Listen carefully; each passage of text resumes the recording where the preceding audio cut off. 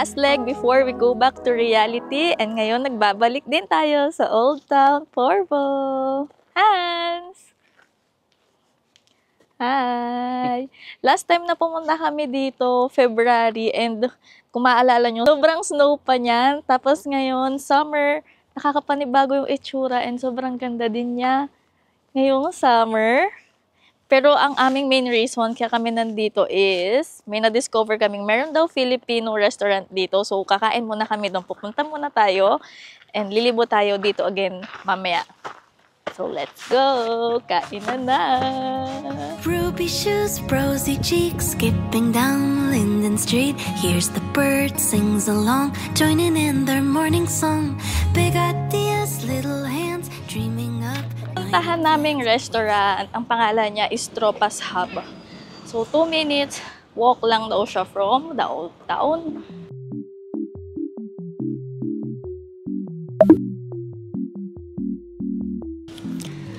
Andito na tayo sa Tropas Hub and check natin ngayon yung menu. Kahit nakita na natin sa labas. Order tayo. Pero nag-check na kami online. Alam na natin yung o-orderin. Pero check pa rin natin kasi dito pala mas madami. May buffalo wings, carbonara, kare-kare, may grilled chicken, inasal. 16 euro yung kare-kare. 15 naman yung grilled chicken. May kids menu, kaso isa lang, burger. May sisig din. Sige, order na muna tayo.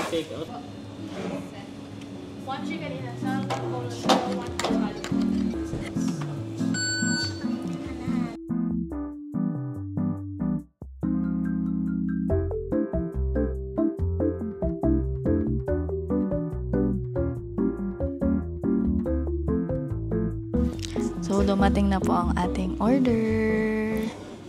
Carbonara. Ito daw gusto niya eh. Then, kare-kare and chicken inasal. And mamaya, yung halo-halo. So, titikman na natin. Mukhang masarap yung itsura nila. Ang sarap-sarap, no? And mayroon din na yung extra rice. Crispy yung pork na kare-kare. Ang sarap. Ang sarap.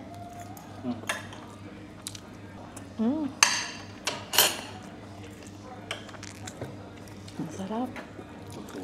Tikman natin ang mang inasal ng daddy. Ay, chicken inasal. Mang inasal. Ang lasa. Ang sauce kay. Lambot. Lambot. Ang lambot.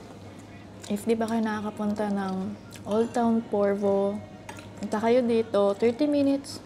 Drive lang to if you have car. Kung by commute or bus, siguro mga 1 hour lang. And then, yun nga, sobrang lapit lang nitong restaurant nila dito sa Old Town. So, 2 minutes walk lang. Tatawid ka lang, tapos konting lakad. Ang sarap. Ito ata yung pinakamasarap na Filipino food na nakainan natin na restaurant, di ba?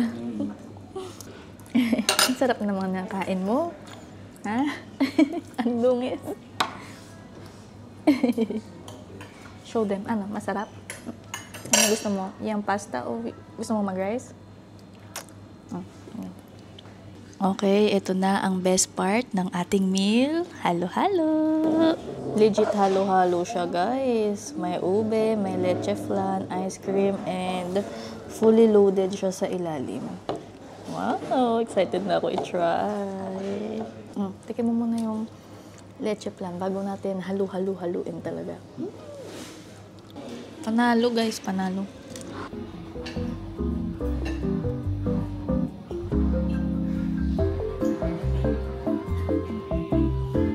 Tapos na tayo kumain. Sobrang sarap. Pagpupunta kayo dito sa Old Town Porvo, isama nyo sa inyong itinerary ang pagkain sa Tropas Hub. Sobrang sarap, no? Balik na tayo sa Old Town, libot-libot, magpapababa ng kinain. And explore pa natin yung mga shops. Kasi last, nung nagpunta tayo doon, hindi tayo masyadong nakapaglibot. Parang puro sarado eh. Tsaka ang lamig noon. Winter pa yun. -11. Ito na agad siya. Meron ding way dito. Yung Old Town. Tapos doon banda yung Tropas Hub. Nabanggit ko na rin to last video nung nagpunta kami dito na ang Old Town Porvoo is the second oldest town in Finland. So meron daw ditong 6 medieval old towns. And ito yung isa. So lilibot na tayo.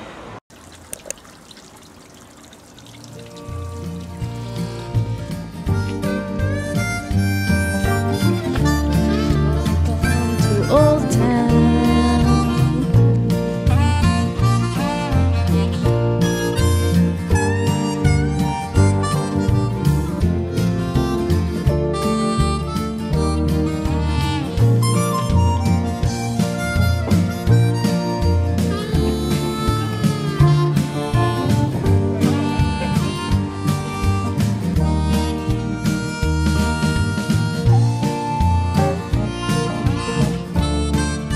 Tingnan natin yung loob ng simbahan. Last time din namin ito natignan.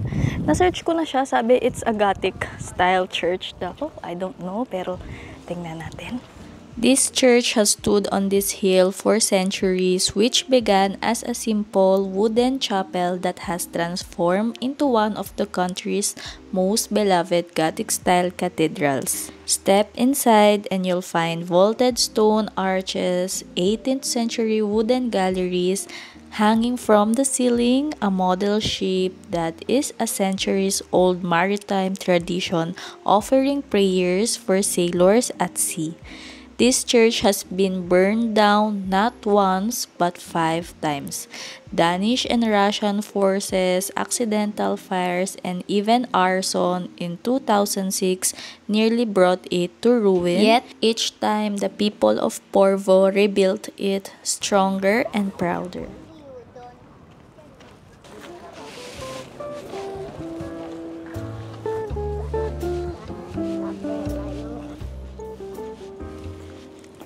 Meron palang ganito, pwedeng pasukin. Ang tawag sa kanya is gallery. Wow, ang galing!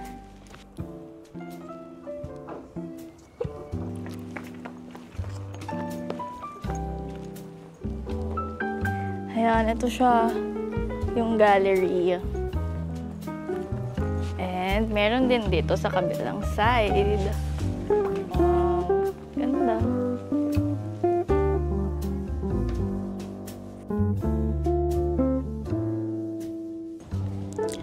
Sobrang init. Bili muna tayo ng ice cream. So, ito yung mga flavors.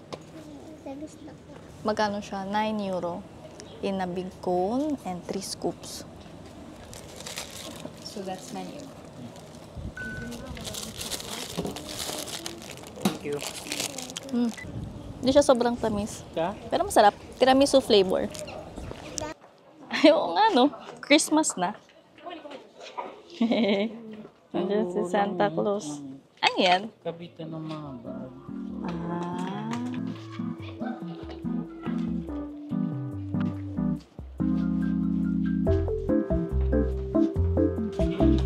Oh, kitchen utensils. Check tayo dito. Ang bango. Ang bango sa ito sa loob. Wow.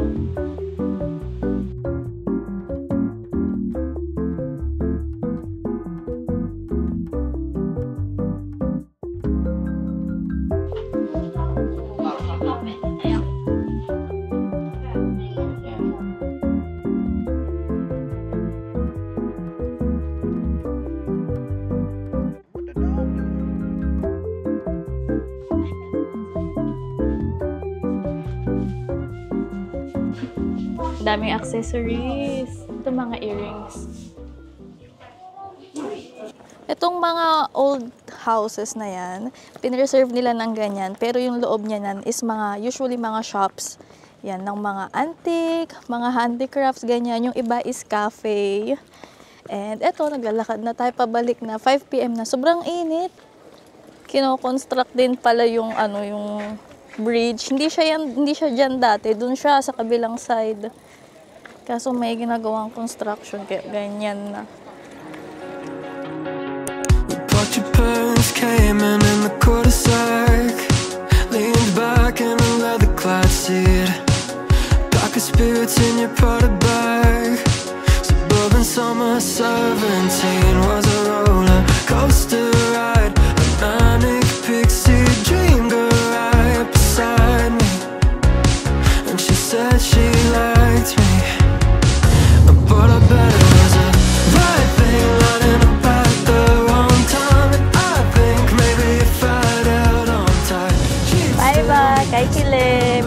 with another gala. Akala ko kahapon na yung ating last leg bago bumalik ng school, pero nagkaroon kami ng unplanned trip today. Tanghali na, magto 2 PM na, and naisipan namin naman ngayon pumunta ng Nantali. Like 15 minutes away lang siya from Turku, so ito is almost 2 hours drive lamang, and we will explore another old town in that place. Hindi kami makatagal sa bahay kasi sobrang init. Umaabot na rin ng 30 degrees sa apartment, yung singaw, ang init, di ba, no? So hindi kami makatagal sa bahay, kailangan namin lumabas, and eto, gagala na lang tayo, and syempre sama namin kayo again for this video.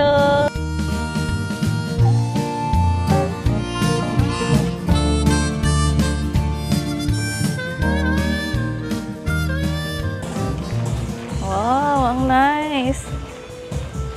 Ang lively naman dito sa sa Nantali. Ano meron? Concert. Ay, ang cute, oh. Meron ding parang train, no? You know? Ano to? Ah, banda.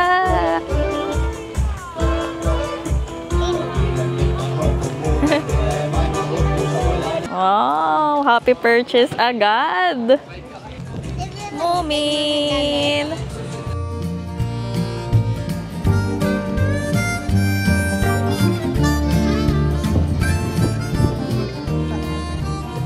Ang mura ng Mumin dito, 10 euro. Sa tingin ko kasi dahil dito si Mumin World. Hey. Cutie! 10 euro lang.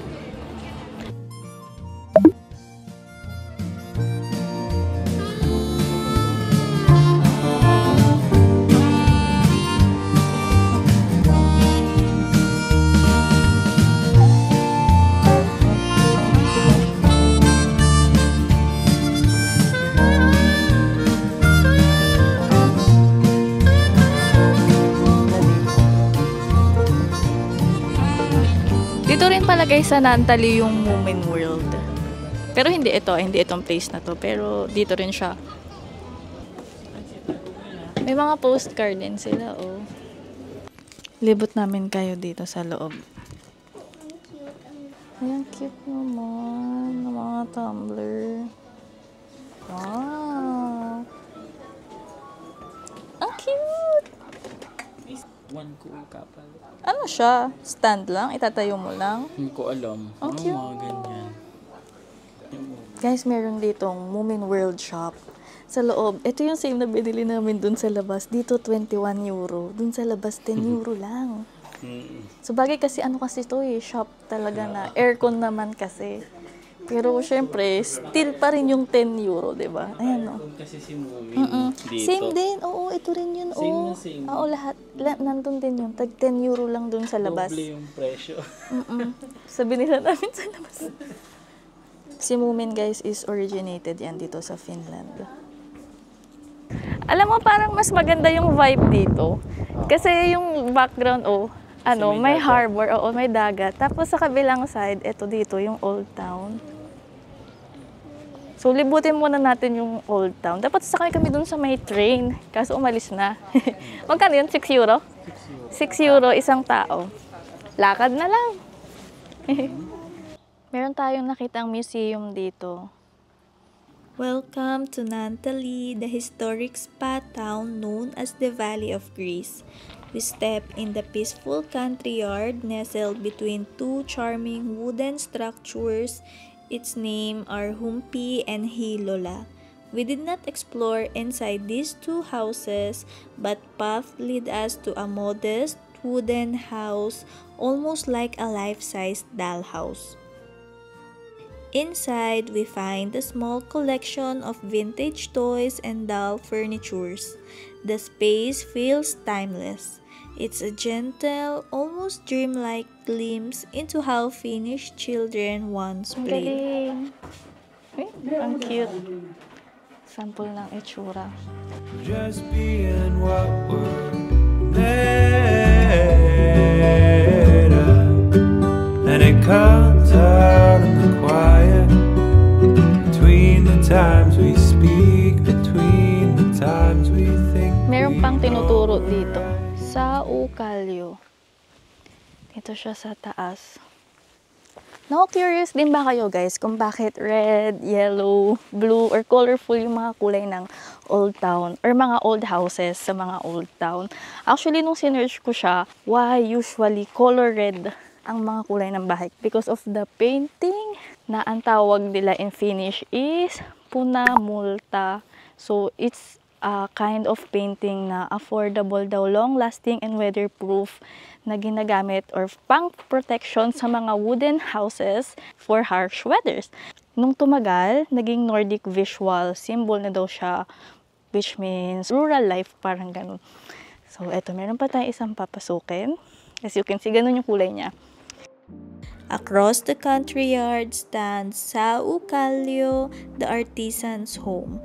This rustic wooden building reflects the simple life of workers and craftspeople in 19th century Naantali. Narrow floors, worn tools, and a sense of quiet endurance. Ay, talaga? For 2 to 3 years old. Ah, Or 4. You can take it for free, please. wow. 1, 2, 3. Ang ganda dito, sa street na to. Tanong mo na yung, ano ba siya, dagat? Ang galing. Yung iba talaga is residential.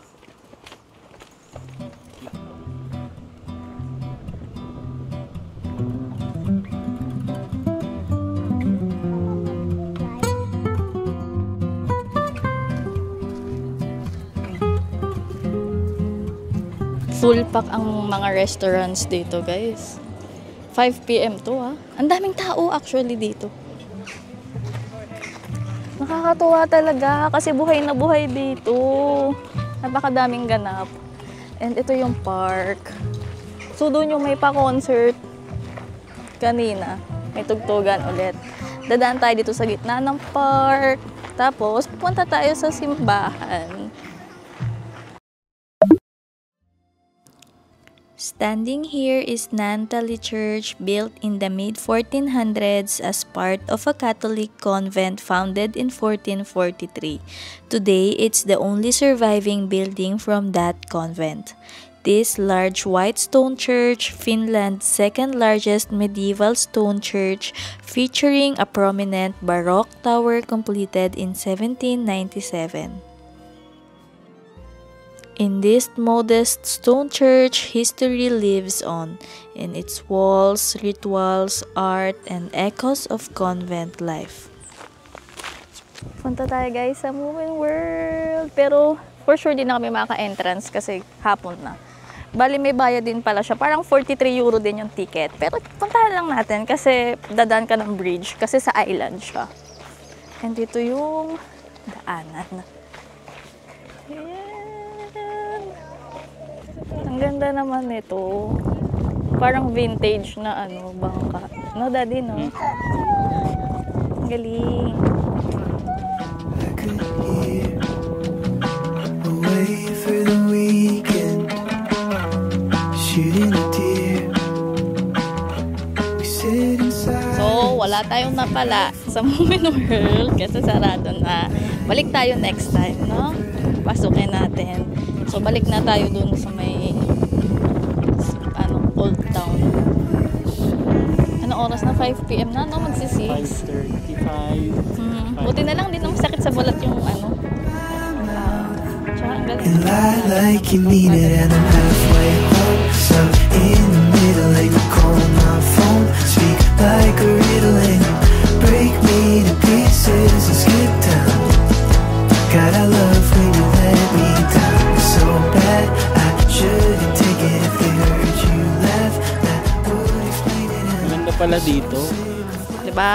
Tama ako ng choice. Naantali. Olemme nut. Naantalisa.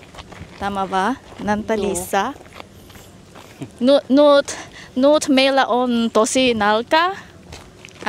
Sinula. Ayun, piyada. Kasi nagtatanong ka na saan tayo kakain. Ah, Hindi niya naintindihan. Ganito ang itsura ng Finnish summer. Paano sineselebrate ng mga Finnish ang summer. Ayan, enjoy life. Enjoy day, enjoy the sun. Mabili tayo ng souvenir ref magnet. Ito yun. Oh.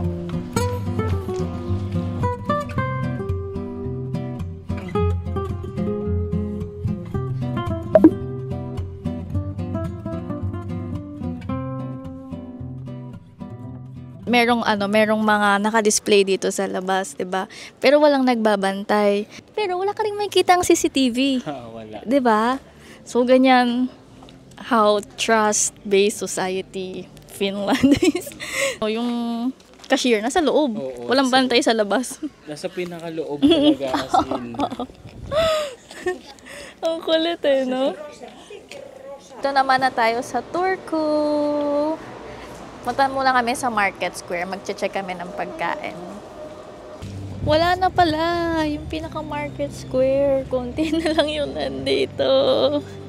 Ay, ayun. May natira konti. Nabutan na pala kami ng pagsasara ng mall. Mukhang wala na tayong makakainan. Sa Market Square, wala na din. Mga alak-alak na lang. Wala na? Sarado na. Sarado na yung mga shop. Sarado na. Uwian na lang. Ang ating endgame. S-Market na pagkain. May teppanyaki sila dito sa S-Market. Kinikilo siya. Mukhang may ganap din dito sa Turku. May concert din. Dami ring umiinom eh. Nasa gilid-gilid lang. No? Pero tayo magpipiknik lang. Constantly checking if what we're about to say is really what it's worth. Is it our 2 cents or is it nonsense? All these things that we've unearthed, but they've come from inside us and we can no longer hide this. It's bursting at our seams 'cause our dreams they've been fighting us. Yung nagpunta ka sa Turku pero para mamulot ng bote. Very good. Kagala na, nakaipon pa ng bote. Uwi na tayo, tapos sobrang dami pa naming nakuhang bote. Actually, hindi man OA sa dami, pero nakapuno kami ng isang plastic. Uwi natin yan ng Banta. Doon natin papapalitan. Basta ipunin namin yan. Mga December namin yan papapalitan.